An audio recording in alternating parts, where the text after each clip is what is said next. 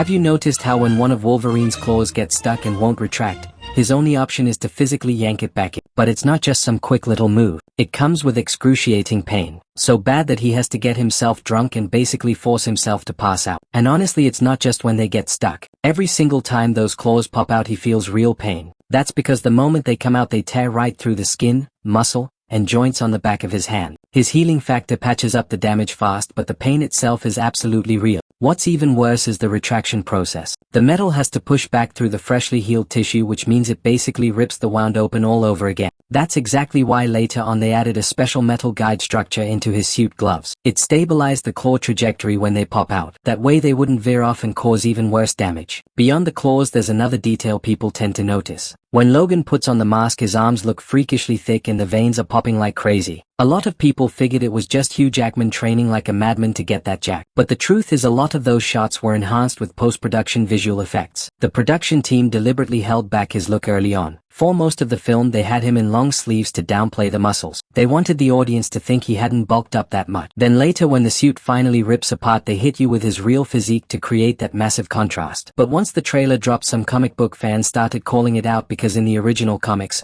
Wolverine doesn't walk around in long-sleeved suits all the time. So the team had to go back and adjust a bunch of shots. They used VFX to digitally remove the sleeves, but since there was no way to reshoot the footage, they had to work with what they had. Which is why in some scenes Wolverine ends up looking just a little bit off. That's exactly the trace of those last-minute fixes.